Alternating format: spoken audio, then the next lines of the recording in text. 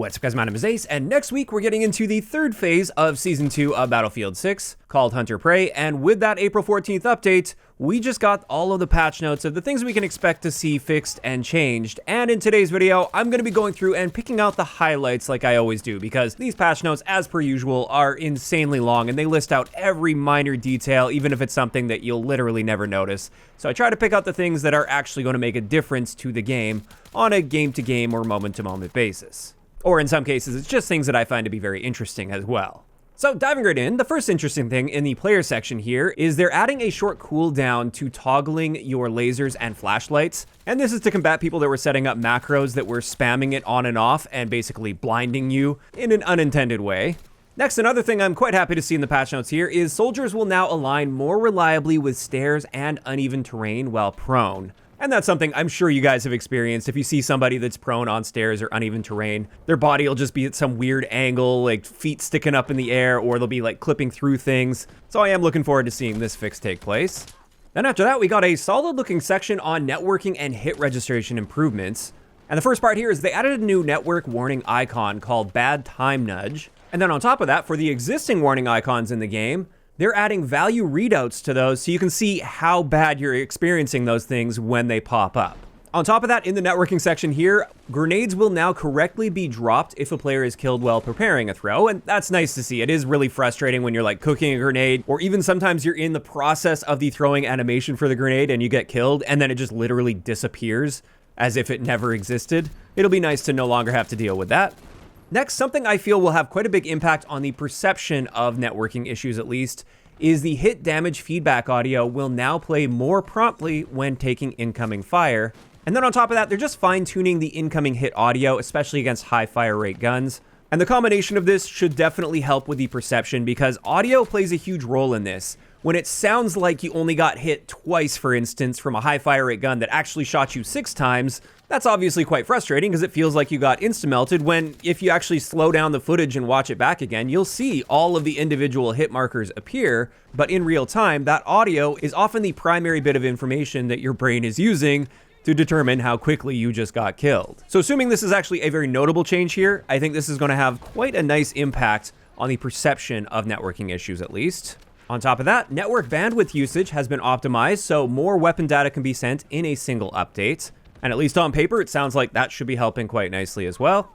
And then finally for this section, projectiles will no longer occasionally spawn at the wrong height during stance transitions. So if you're firing as you're like transitioning into a crouch or standing up, there might be a little bit of a delay on when that shot is actually fired. And from your perspective, you might be already crouched from a standing position, but the shot that you fire the moment you do crouch is actually coming out above your head as if you were still standing. And that can lead to shots not registering. Now, this is definitely more of an edge case thing and not the primary cause of hit detection issues, but even when it comes to edge cases, it's nice to see them taking care of those. The next thing is our trade kill distance has been reduced to 30 meters, down from 50 meters, and that's designed to reduce cases where damage could be rejected during mid-range engagements. And then finally, visual bullet tracers will now line up more reliably with the damage you receive, and that's nice to see. Obviously, you want those to line up as close as reasonably possible. Now after that, there were a handful of vehicle adjustments, but the most important ones I wanted to point out here are to the Scout helicopter. Pretty much across the board, we're seeing nerfs to the various ammo types on the Scout helicopter. With one key exception here being the grenade launcher, they have improved the muzzle velocity, and you now have an infinite reserve ammo for the grenade launcher. But essentially everything else here was a nerf. After that, finally, the adrenaline injector, or the med pen, caught some buffs. And this is something that's been a very long time coming. The first thing is you can now use this while prone and on your back. They've also lowered the intensity of the on-screen effect and visual presentation, which is nice to see because in some ways it actually felt like it was harming your ability to see targets, and therefore you were often better off not using this. They've also retimed the gameplay effect to better match the updated animation and audio. Speaking of that, thankfully they've shortened the injection animation. That was another big issue with this, is it took like over 2 seconds to use the animation, and then you only get something like 8 seconds of an effect out of it. And that just seemed insane that you're putting yourself out of the fight for so long for such a short-term benefit. But then on top of that, they did update the pen visual effects to better match the new animation. Now, as nice as it is to see some improvements to this, and I am curious to see what this looks like now after the update, at the end of the day, I really don't know if this is going to be enough to make me excited to use the Adrenaline Injector post-patch. Like, the improvements it provides for you still just seem far too limited overall. In either case, let's talk about defibs a little bit. They're actually reworking these in several areas. And the first thing is they're going back to a charge system where you're going to have 3 charges available, so you can get up to 3 rapid revives, but then they need to recharge before you can use them again. Now, on top of that, they've changed the revive intensity as well. So at the moment, there's just 2 versions of the revive. There's the quick revive where you don't charge the paddles first, and that will bring up your teammate at 50% HP, or you can get a full charge and that will bring them up at 100% HP. But there's no in-between currently. After this update, there will be an in-between there. So if you partially charge the paddles, but you don't get all the way up to 100%, you will now bring your teammates up at more than 50% HP, but not quite 100% HP. And that's nice to see, because sometimes you don't get that timing like absolutely perfect on the full charge, and you'll still at least see some benefit for partially charging up those paddles. And to help with that as well, there's going to be a new UI indicator that shows your charge progress, so you can time those more effectively. Now, on top of that, something I'm really happy to see return is we will once again have the ability to kill players at full health with a single fully charged defib, but it does have to be fully charged if you want to get a one-hit kill. And that is totally reasonable in my eyes, and I was actually quite frustrated that they removed that ability early on in the game's life cycle. Now, several other miscellaneous changes here is they actually made it so it takes a bit longer to get up to that full charge. So instead of the current 0.65 seconds of charging, it now takes a full second to do that. Also, you won't be able to just straight up tap to revive anymore. You will have to charge for at least 0.35 seconds, which is a very short duration, but there is at least a slight charge up time before a revive can even take place to begin with. However, to help compensate for that a little bit, they've also updated deploy timing so you can start charging faster after swapping over to the defibs. There's less of a delay there. And then finally, they've just slightly reduced the quote-unquote rate of fire of your defibrillator. So if you have like several down teammates side by side, you won't be able to just go tap, tap, tap really, really quickly. There will be a bit more of a delay between those.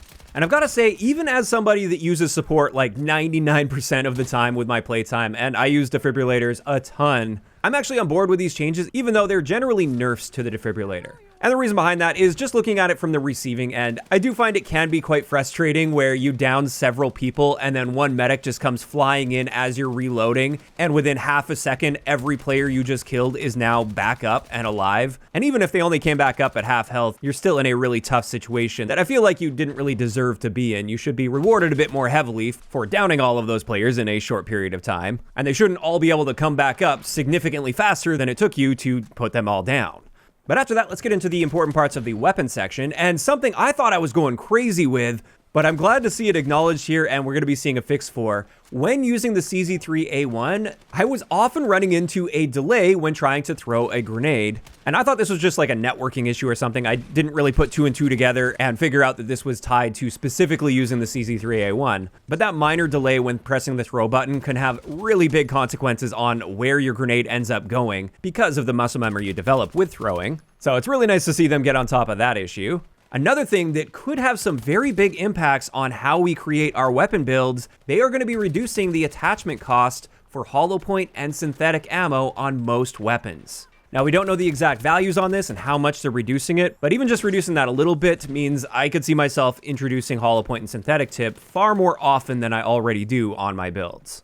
And my hope is the next step here when it comes to reducing costs will come with extended mag attachments, since I think on many guns, it's just ridiculous how expensive having a few extra rounds in your magazine is. But at least this seems like it's going to be a great step in the right direction here.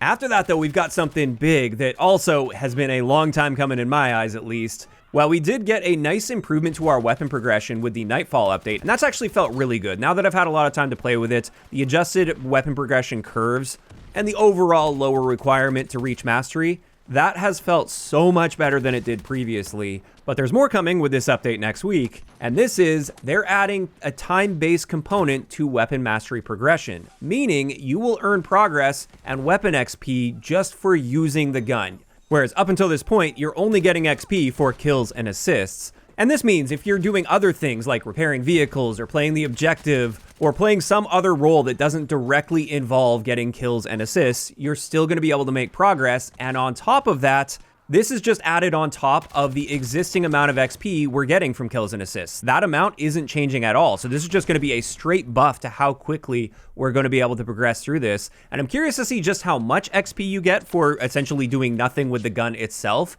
But I think this is great for a few reasons. The first reason is for the lower skilled players out there that aren't capable of getting a ton of kills in a match. This is likely going to make progression feel a lot better for those players out there. But then on top of that, I think it is important to reward people for doing things that help the team that may not directly be getting kills or assists. And in Battlefield, there are plenty of things you can be doing that can be very beneficial for the team that don't involve directly shooting enemy players. And so I'm curious to see just how much XP we're going to be getting. Time will have to tell on that, but on paper, this sounds great to me. But then finally, there's one last section that I wanted to cover in today's video, and this is an entire section on AI. They've already made a bunch of improvements to the bots in the game, and they actually became quite a bit more deadly with the Nightfall update. But with this update, they're making further improvements here, primarily relating to bots and their ability to control vehicles. So they're going to be better at steering and navigating corners and hills. They're also apparently going to be more aggressive with aerial combat. And on foot, they're going to be able to navigate spaces that require you to be crouched or prone. And they'll have improved target prioritization, so they no longer focus on danger pings for too long. And when it comes to my thoughts on all this, I have some mixed feelings. On one hand, I'm just really frustrated with how many bots often get mixed into games in regular game modes, like not casual breakthrough. I think that's more of a matchmaking issue than anything. And I also find it frustrating that recently bots have been taking vehicles a lot more, and they're often really useless with the vehicles, and they'll just essentially waste those vehicles for your team. So ideally, I'd rather just rarely ever see a bot, and I would prefer if they didn't take my team's vehicles. However, on the other hand, I think it is good that if the bots are going to be there, they're at least taking steps to improve the bot behavior and maybe make it a little bit more rewarding than it currently is to be playing with and against the bots, even if that's still far less rewarding than playing against real players. So like, if they are going to be there and they are going to be taking my team's vehicles, yeah, I'd like them to at least be able to handle those vehicles better than they currently do. And there we have it. That's going to wrap it up for all of the key points that I pulled out of the patch notes here, the main things that I'm looking forward to with this update, or I just felt were worth a mention at least. And overall, I actually think this update is looking like it's going to be a nice step in the right direction. Again, as I say with most of these updates, it would have been great to see so many of these things within the first month or two of the game's life cycle, and I really wonder what things would have looked like if they could have gotten on top of many of these pieces of feedback that we've been providing since the beta of the game, and they're just finally getting to now. But at least for the people that are still interested in playing the game, I think we are generally seeing some solid steps forward. And this is where I'm curious to hear from you guys in those comments down below. How are you feeling about this update that we're going to be getting next week? Are you feeling generally positive about it? Are there any things in this that you're maybe not looking forward to? Or do you perhaps feel it's just too little too late? Just let me know down below. If you enjoyed the video, a like rating is always appreciated. And don't forget to subscribe for more if you haven't already. I'll talk to you guys next time.